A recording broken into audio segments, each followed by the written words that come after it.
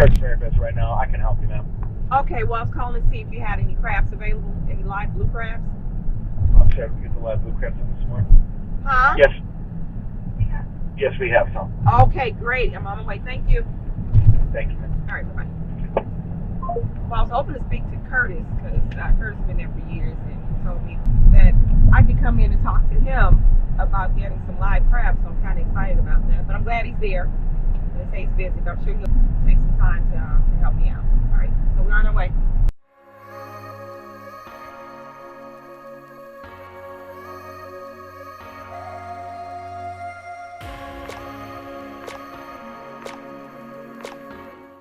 This is the best time for me to do my shopping, in the middle of the day and in the middle of the week. While people are at their 9 to 5s, I can be out procuring vegetables, meat, whatever I need, or either early on the weekends. People sleep in. I'm an early riser, so I'm up. My brain is up at 5:30. I may not get out of bed at 6:30. I'm on my way here. Hope it's not crowded. I know with COVID, they limit the capacity to, I don't know, maybe like 10, 15 people. It's not a big place anyway, but you know, when we get there, we may have to wait in line, which I'm prepared to do. I think I am. Got a vest, sweater, scarf, hat. I think I'm okay.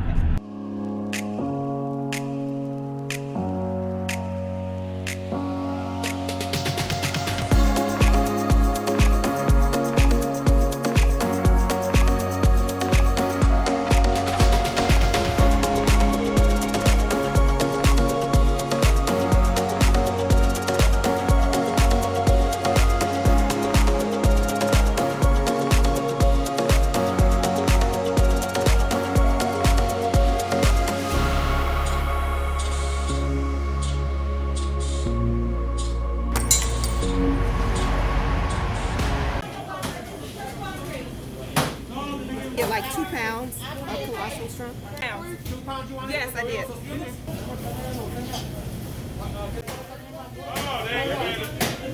Now what I would like, sausage please. 23. Give me 2 wings. Can I get some blue crabs please? Okay, so all I want are the, well, they all look live. Yeah, some died though, but let me get 12 of them.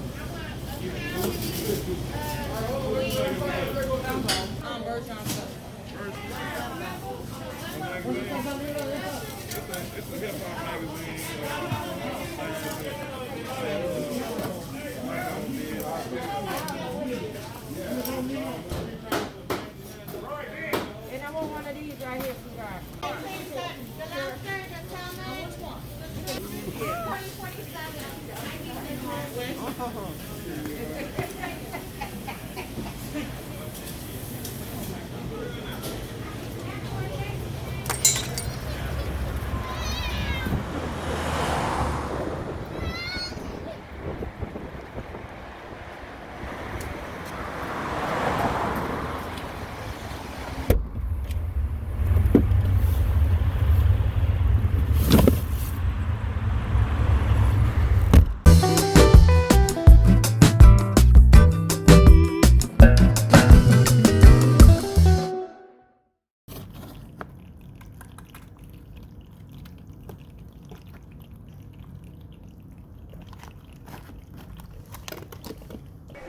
Here you have a pot of water boiling. This is so I can blanch the blue crabs so that it'll be easy for me to crack and clean them. That's a whole job. So I have them here in this here bucket. I'm going to take one out for you if it doesn't fight me too tight.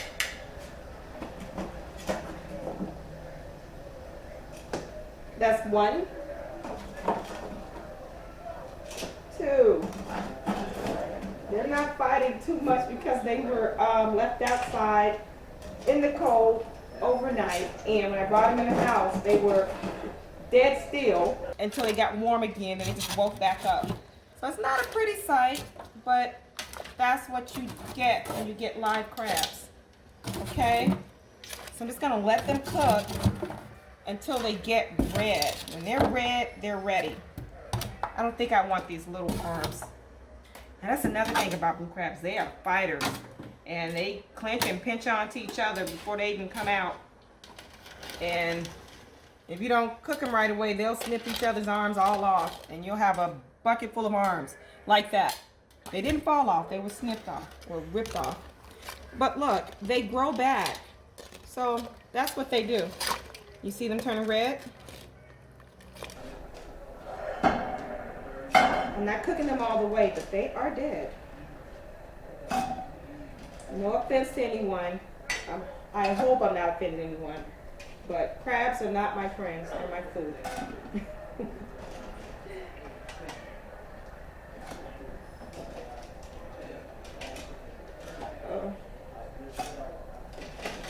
Now I've got an ice bath. I've got an ice bath for them over in the sink. And I'm going to put them in there. Now mind you, these aren't cooked. It takes a little bit longer than that to cook them.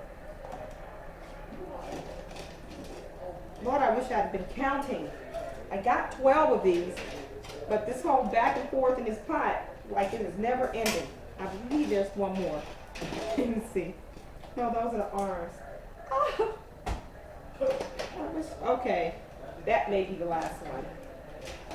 Okay, arms. Now let's get all the arms out.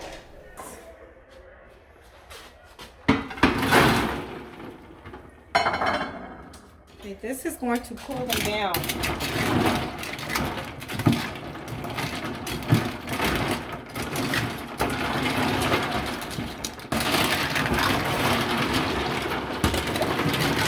use the same method with my vegetables.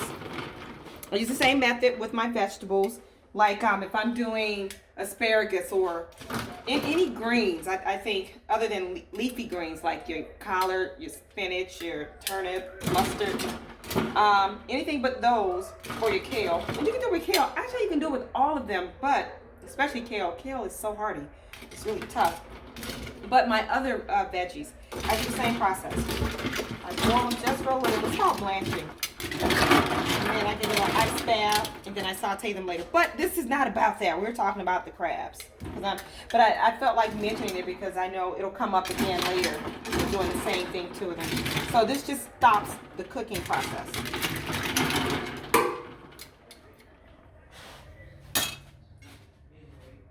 I'm going to let that sit for a second. Matter of fact, I'll touch one to see if it's cool to touch. Nope, not quite. Nope, not quite. And then once it is, I'll drain the water from it. Okay, let me get the water out. Okay. So what I like to do here is, you know what? The funny thing about this is I never know the male from the female. I don't think that's necessary because I don't ever plan on reproducing, or should I say, not reproducing, that's not the term I want to use. What's the term I want to use? Breeding crabs. So I don't care what sex it is. Does it taste good? Let me get a spoon for this.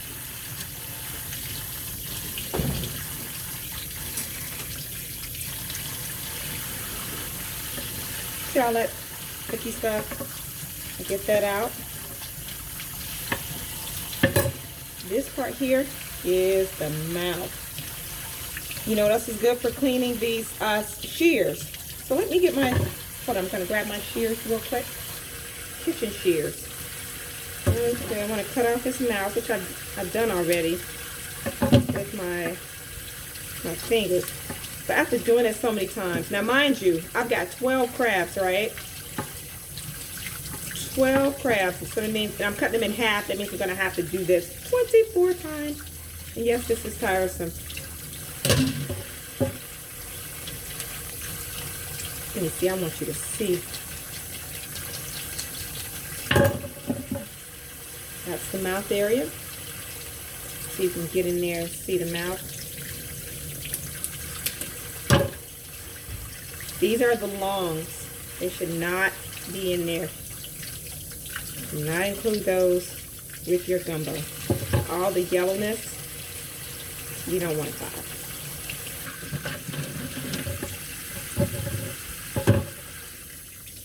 So, do the same for this here.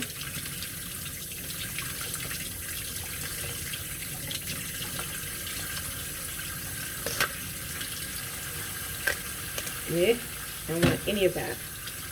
None of that. Cut it in half. Take off the loam.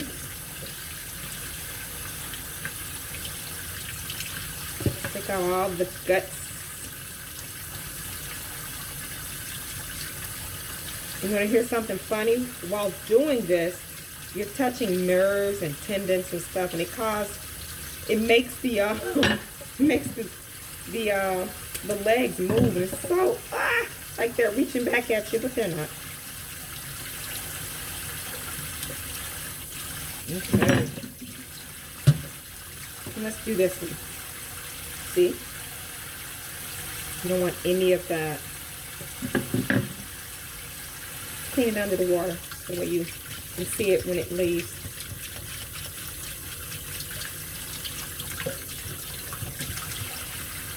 See that?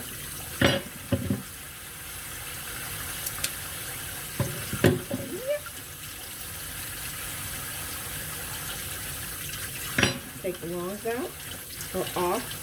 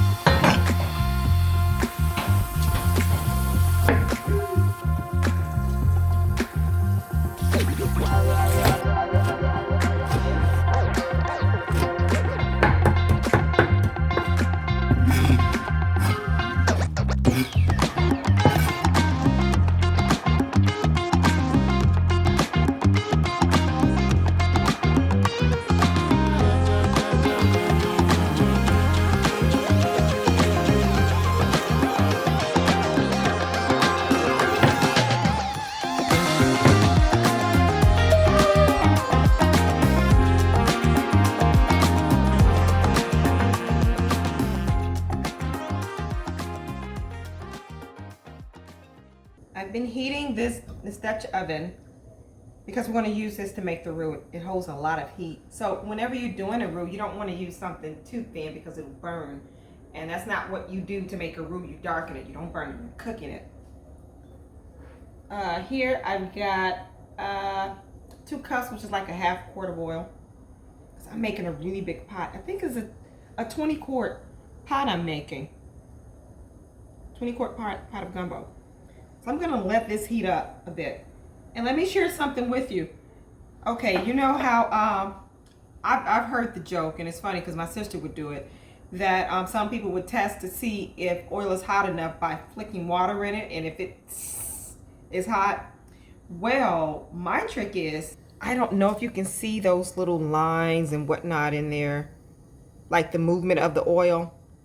It's moving kind of slow, but when it heats up, that moves really fast, or much faster than that. So that's what I watch for. When that oil starts dancing through like that, that's when I know it's time for me to add whatever it is I'm going to add to it. So we'll come back when this oil is hot. I kind of touched on it, but I think I touched on the most important part of it, and that's the darkening of your roux. You want your roux to be dark, not dark, or I mean not burnt, but definitely dark. Now let me explain that to you. The darkness of it, or the darkening of it, is actually cooking the flour. So you cook away the flour taste, okay? And it makes the base for your gumbo very rich. So you want it dark. You want it you want it flavorful, which it's like when you, okay, for instance, when you're cooking butter, you know, you get that nuttiness flavor. The longer you cook it, it's the same way with the roux. It gets kind of nutty when you cook the flour in the oil. So what the roux does, it thickens, it colors, and it flavors your gumbo. So right here I have about a cup and a quarter.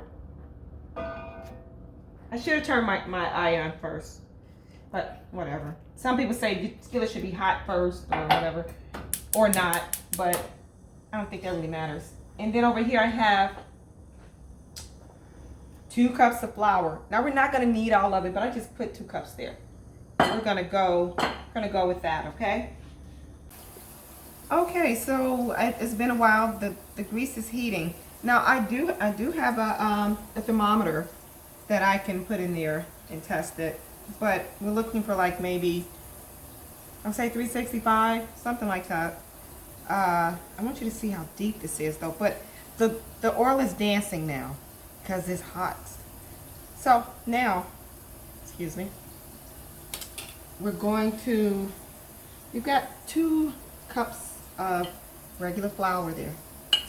You know what, let me get my my wooden spoon. That's another thing that's important. You don't want to mix your roux and stuff with metal. I know I've read it somewhere. They say that metal against metal causes some type of reaction. I forget the specifics of it, but you don't want to do that. You want to use a wooden spoon when possible. And this is a measuring spoon. So this is actually a half cup. So that's 1/2 cup. Another half cup. Of course, that makes a cup. And I'll put, so that's actually 1.5 cups right there. I'm going to start stirring. You see how it's frying? Definitely going to need more than that. So let's go ahead and put 2 cups in there. So that's 2 cups of oil and then 2 cups of flour. I'm going to stir this around to break up the lumps from the flour.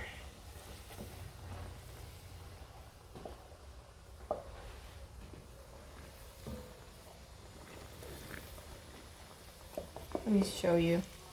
See? Okay, there's some on the back, so let's smash that against there. Actually, I can use more flour than this. So I think I'm gonna give myself another 1/2 cup of flour.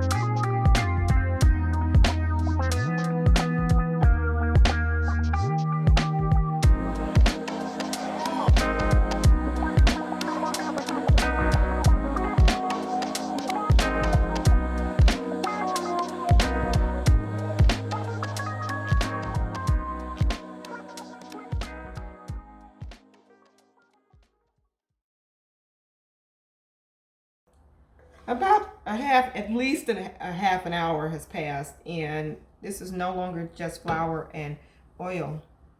We have our roux. Look at that. It's about as dark as me. That was a joke. That was a joke, but it is my collection. Okay, so we're gonna let this cool a bit. You don't want to pour it right into everything else. You let your roux cool because it's super hot. This is a labor of love. I have chopped green and red peppers, okra, onion, parsley, green onions, celery, garlic, hand shucked all of these shrimp. I was about to say oysters now. I can't hand shuck oysters that well. We've got chicken breasts. I didn't do anything to them but take them out the package. I do not have what is that? A chicken coop in the backyard. I would love to have one, but yeah, I don't have a chicken coop. And these are andouille sausages. They were like that big and that long. I'm sure that there's some footage of that as well. I chopped those up, and you saw me clean these scraps. Okay, so now it's time to put all of this stuff together. And yeah. Okay, so let me. I'm just that tired. I've been up all day. So we got our roux going, and it's kind of pasty now. Look at that. It's a big old lump. Look at it. It's dark and chocolatey. That's gonna make for something real thick and nice. I know it's not pretty, but let me show you. Okay. And I have the skillet here heating up because I'm going to brown my andouille sausage, and I'm going to brown the chicken. I need to cube the chicken a bit, probably slice it up a bit. Let me share this one tidbit with you, that I find that when you brown your meats before stewing or boiling or whatever it is you do to them, you brown them first, it kind of brings out the flavor of the meat. So for instance, if you're making a chicken stock, I find that if you roast your chicken, I don't want this to get too hot. If you roast your chicken in the oven for about, let's say, an hour, maybe like 400, yeah, about 45 minutes, 375, 400 degrees Fahrenheit. Let that roast, then you boil it. Oh my God. The stock is so much better than it is when you just straight up boil it. So let me stop talking. I don't want this to be a lengthy video, even though the process is lengthy. I'm gonna go ahead and start browning the andouille, okay?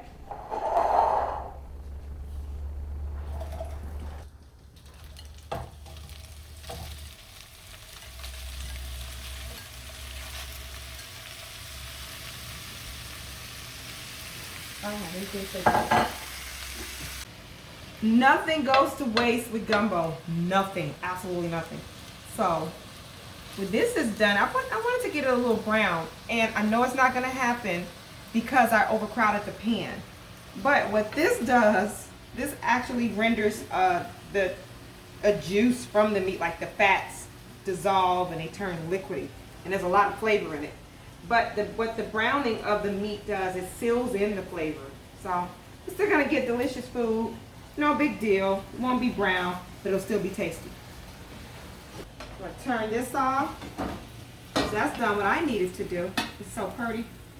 And my skillet is hot again. Let's see some fireworks. We put this chicken in there.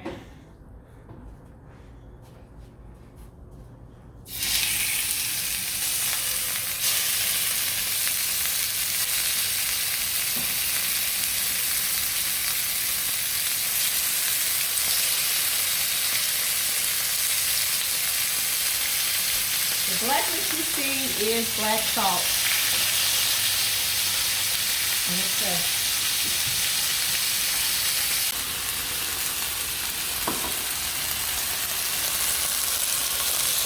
Okay, so this is not the most beautiful pot, but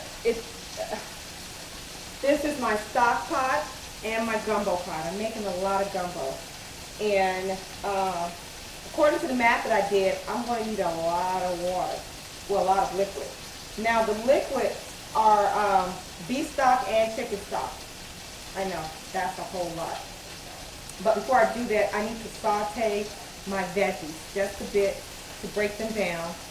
And after I do that, then I pour my stock in. And I'll be back. Give me a moment. Now I'm about to put all the vegetables in. They have to saute all at the same time. We got all the celery. Oh. That's a lot. I know. We got garlic. Hopefully I'm breaking any of my bowls. Green onion. This is going to be a very thick gumbo. Yellow onion.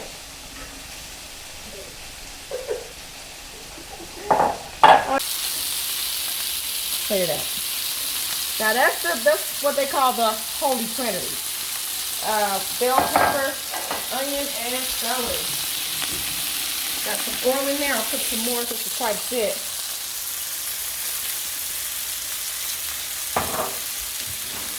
Kind of kick it around in here. And I believe in salt and pepper in layers. That makes all the difference in the world. So I'm not going to use the black salt on here like I did before. This looks dirty, but it tastes the same. It's funny though. But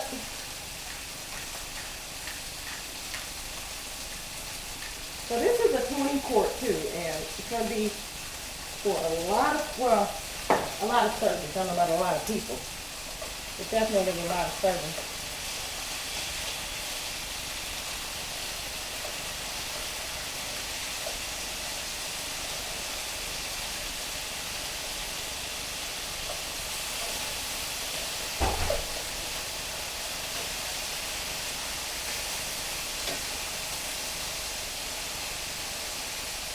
Okay.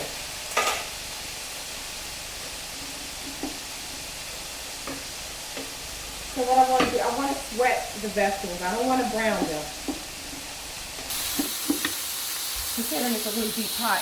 Now let me tell you something about the okra. A lot of people don't cook with okra. They say it's slimy and they just don't like it. But here's the thing with okra. Okra actually adds thickness to your gumbo as well. And it's a mild flavor if you can mind it. You do not have to use okra. But you definitely want to saute it with the rest of your veggies.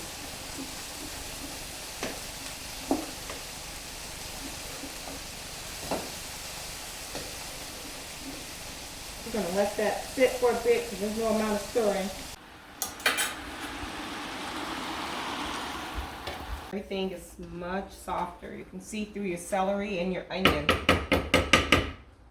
And the garlic is soft. You can almost smash your garlic. Not quite, but almost. I've been cooking this. See, now it's like it's almost soupy. But it is what they call sweating your vegetables or sauteed. So nothing's burned, but everything is much softer. You can see through your celery and your onion. And the garlic is soft. You can almost smash your garlic. Not quite, but almost. So the next thing I'm going to do is pour my stock in there. And I'll be right back, and I'll be dumping everything else in. Because this is a 20 quart stock pot, I added the chicken stock and the beef stock already. I have to be careful about the liquid I put in because I have a lot of solids to put in here as well, and I don't want it to overflow. But so the next thing I'm gonna put in here is the star of the show. That is the roux. See. I have a lot of excess oil, but that's okay. I'm gonna stir this up a bit to combine it. But there is chocolate. Isn't that pretty? Yes, I think so. Okay. Let me move this. Yeah, this is cool now. That's the sausage background. I'm going to bring this over so I don't have to travel as far from there to here and make a mess on the stove. Drum roll, please. Now this, sometimes, I got the drum roll. Sometime definitely has passed because I'm able to touch this bare hands that there's no heat. And cast irons get really hot. So let's see.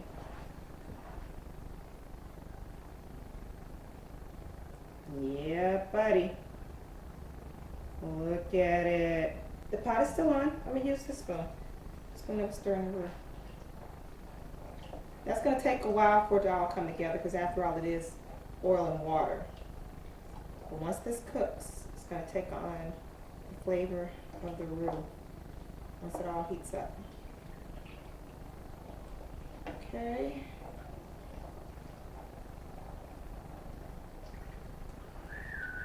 So we have to come back to that.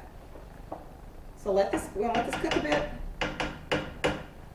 In fact, I'm gonna put the chicken in it too while this is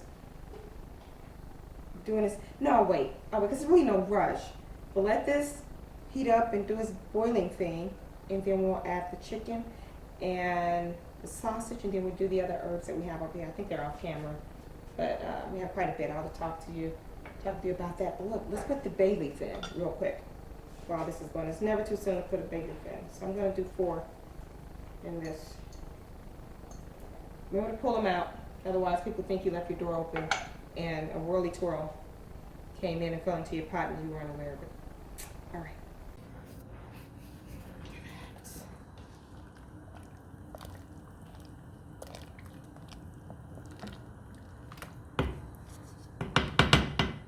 I would prefer it be a little darker, but here's the thing with that.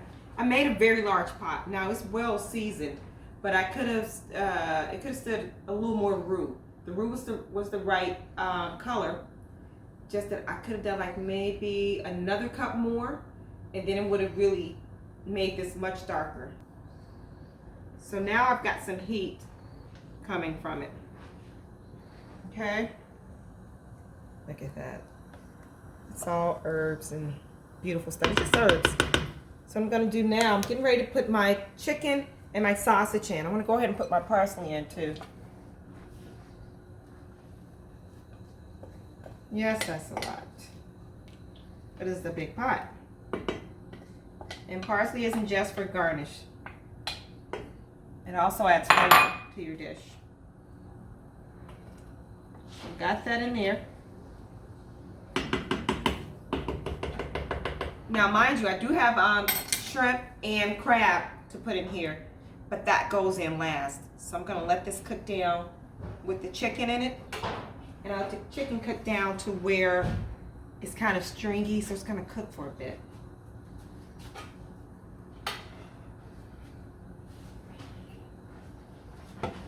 See all that?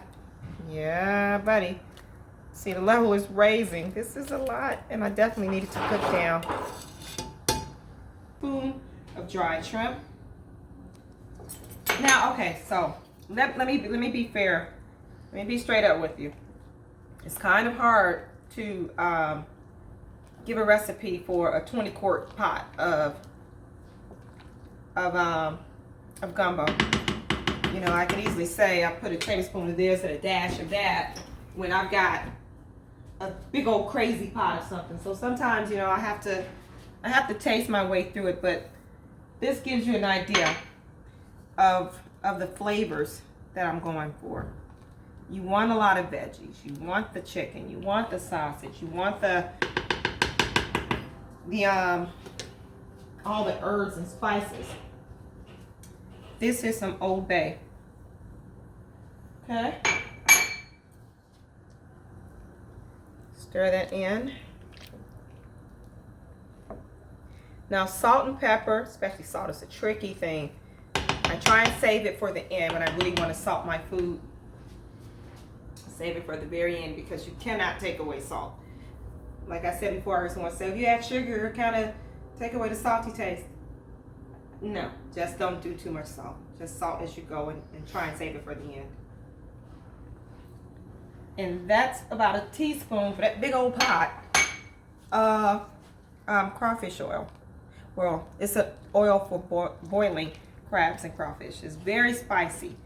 So that teaspoon was more than enough.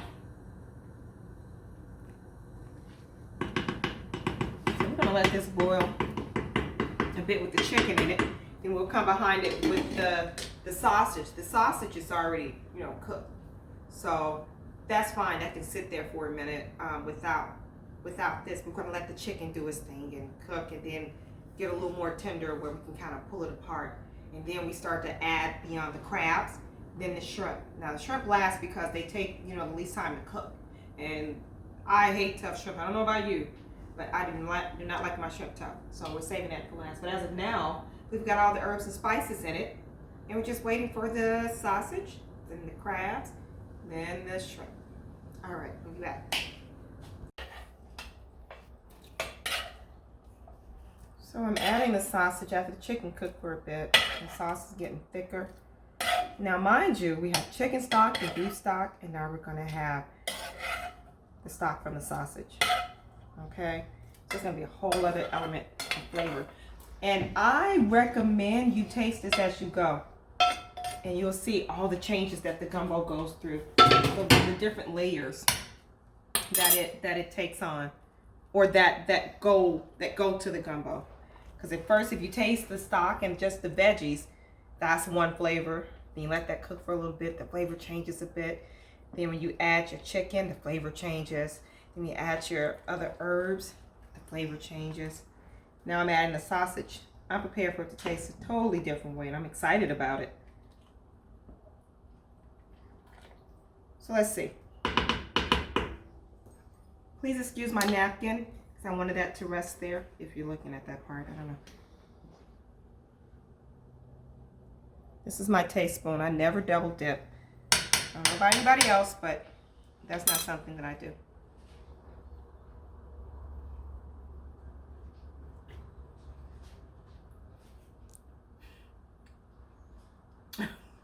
All that's missing is the shrimp and the crab. Oh my God. All right, now we're gonna add the crabs. I think we added the chicken and the sausage on screen, but that's definitely in there if you're curious as to how it looks. Okay. Now it'll get thicker with time. Now, if I wanted to make it super thick, I can literally make another roux and add it to it. But I'm not doing that. Okay, because I've been at this all day. Now, we're not going to dump this over in there. It's just unsightly. So we're going to take our crabs and put them in there a few at a time. Oops. Oh, sorry. Not necessarily one at a time, but you know what I mean. Just put them in there. Because I don't want any liquids that might have drained off of it into the bottom of the bowl. I don't want to pour that in there. So, this is what we're doing. This is 12 crabs, guys, that I have. So that means there's 24 pieces plus legs and whatnot. And they all have meat in them. I hope, I don't know, a lot of people aren't familiar with eating this, so I hope that if you do decide to get blue crabs, that you're familiar with, or you're patient. How about that? You may not be familiar, but you have to be patient with getting the meat from blue crabs. It's not easy, but it can be done, and it's totally worth it. The meat from blue crabs is sweet. Unlike snow crabs, it's rather salty in comparison. The meat is easier to get, of course, which, like I said before, I understand why people use snow crabs for the gumbo, because, you know, the meat is, you know, easier to get out of the legs. But with this, you don't have nearly as much meat in the legs as you do the other crabs, but the meat is sweet, and that makes for a delicious taste to this whole dish. Now, off camera, I know for a fact I did. I added some small shrimp. I'll show you how they look. These are probably like the regular size shrimp. Let me give you, let me do that with a regular spoon so you'll know what I mean about regular size shrimp.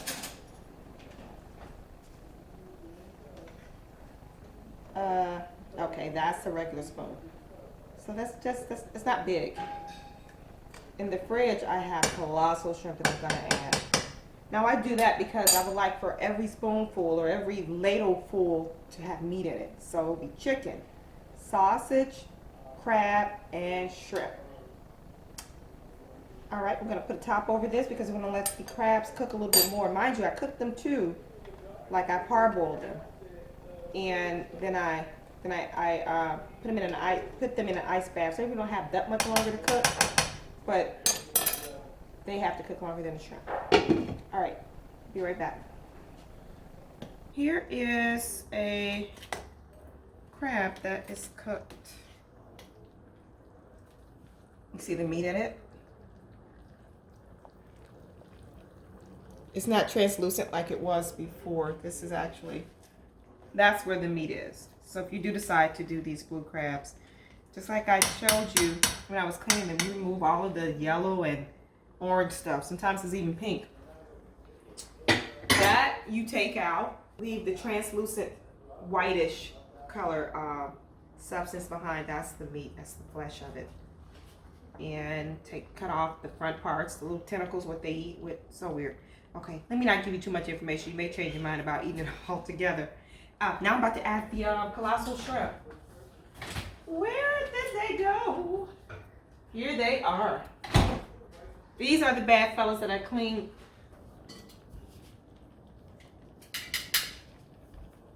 It's just something about dumping seafood off into, or, you know, off into soups and stuff. I just don't, I'd rather not. Whatever drains off of them, I don't want that in the soup itself. So these were shell off, deveined. I did all that by hand. I need to grab more than one time because this is really going to take all darn day.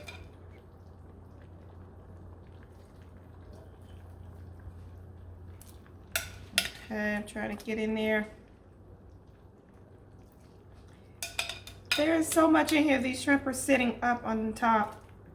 They aren't even falling down. I expect a lot of people are gonna help me finish this off. There's no way I could eat all of this. So I do have family coming over tomorrow, because tomorrow is New Year Day. But by the time you see this, New Year Day would have come and passed. And who knows, maybe you'll still be in the mood for some gumbo. If not, you can always watch this next year. Or do like I do, watch it and get ideas for other dishes. I do that as well. You'd be surprised what changes you can make to your everyday dishes if you just take some ideas from other places. Oh my goodness, look. So this is, I'm going to tell you, this is not as thick as I would like it. I mentioned that before. I want it just a little bit thicker. But what it is thick in is thick in content. Look at that. That's what one scoop looks like. So what I'm going to do is, I'll do that off camera. I'm going to make some more roux. Okay, so here's the thing. One day, maybe a bunch of episodes from now, we're going to do a blooper reel. You would not believe the stuff that goes on while we're filming this. I mean, the sun has come up and set. A whole bunch of stuff has happened. And I say things, it's late. It is 9:09. I don't know, I believe this camera, I believe this, the clock has been in the shots for most of the day, so you can see the time lapse on your own. This is ridiculous. Okay, so I am a little sleepy and a little loopy. But I was going to say that I have farmhouse white bread, and it's really heavy, and it has a lot of nooks and crannies in it once you cut it. So I'm going to brown that and butter it, bake it in the oven, and it's really hearty, so it makes good for dipping in, I got that right, makes it good for dipping it into your gumbo, especially if the gumbo is thick. And then you can use your spoon as well. Some people like crackers, but this is my alternative to the crackers. So, okay. When we come back, I'll have it all made for you in a nice little bowl with all the crispies and stuff and the goodness of it. All right. Okay, so now we're done. We have our gumbo right here. Okay, you can see the crabs, you can see the shrimp, and you can see the darkness of it. You see how brown it is? Although the roux started out darker than that, but when you dilute it, it kind of loses some of the color, but the richness is still there and the flavor is there. That's slices of farmhouse bread that I toasted in the oven. Just a few chives, not parsley. Those are chives and olive oil. So it's like really, really crispy. All right, so let me show you how to serve it up. Okay, so I'm gonna go ahead and put this in together. A little rice. You can make it however you want. You don't have to put rice in the bottom of it. I like mine with rice. Okay, just a little bit. And I'm gonna ladle in some of the gumbo. Let me turn it so you can see it.